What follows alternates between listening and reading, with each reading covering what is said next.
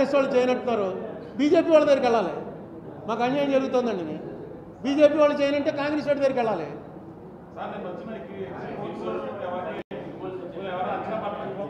ఏమండి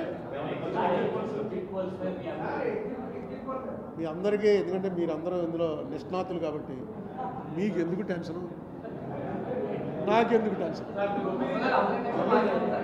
2 రోజులు అయితే అయిపోయింది. ఏమో నాకు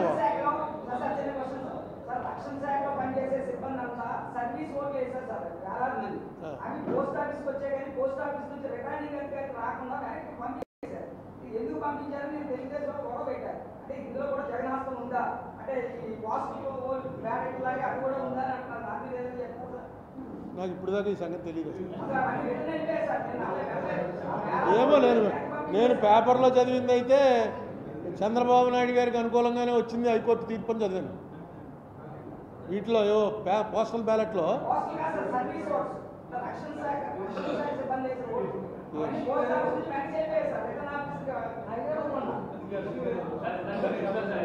అంటే రక్షణ శాఖ కూడా చంద్రబాబు నాయుడు గారికి వేసారనే.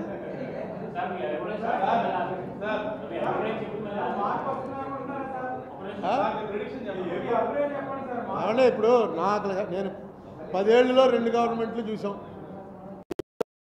ఇలాగే అయితే మంచిదని ఒక ప్రెస్ మీట్ పెట్టాం గవర్నమెంట్ రాకుండానే. మనకు రావాల్సిన డబ్బులు తెచ్చుకోలేని గవర్నమెంట్లు ఇంకెందుకండి? ఏదో ఇది చేస్తాను అది చేస్తాను ఇంత పెంచుతాను అంత పెంచుతానంటూ రావాల్సిన డబ్బులు తెచ్చుకోవాలి కదా. పోయినా రావాల్సిన డబ్బులు ఏమన్నా వీళ్ళు అక్కడ బజార్ వడ్డీకి 10 రూపాయల వడ్డీకి ఇచ్చాండి కొట్టి తెచ్చుకోవాల్సినవి అంటే క్లియర్గా నేషనల్ యాక్ట్ గవర్నమెంట్ చేసినటువంటి సెంట్రల్ యాక్ట్ ప్రకారం రావాల్సిన డబ్బులు. ప్రొసీజరే ఫాలో అవ్వట్లేదు, వాళ్ళు పట్టించుకోవట్లేదు. ఏం చేశారు? ఇప్పుడు నేను చెప్పిన వాటి మీద చెప్పమనండి ఏం చేశారు? ఏమీ అసలు ఏం లేదు అంతే. అవునండి, ధర్మ పోరాటం ఏది తర్వాత అందుకోవాలి కదా. పవర్లో ఒకటే చెప్తున్నాను నేను, డెమోక్రసీ అంటే ruling party plus opposition. Opposition లేకపోతే డెమోక్రసీ లేదు. అసలు మన దగ్గర ఎప్పుడు చర్చ అయిందో చెప్పండి. వీళ్ళుంటే వాళ్ళు ఉండరు, వాళ్ళు ఉంటే వీళ్ళు ఉండరు.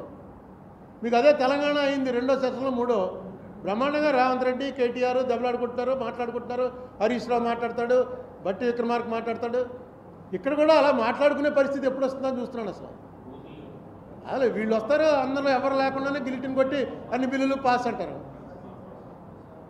ఏమో ఇది బాగుపడాలంటే అపోజిషన్ ఉండాలి, రూలింగ్ పార్టీ ఉండాలి. ఎందులో ఉన్నా సరే శాసనసభ్యుడు ఉన్నవాడు వెరీ పవర్ఫుల్. నువ్వు అపోజిషన్లో ఉండు, రూలింగ్ పార్టీలో ఉండు.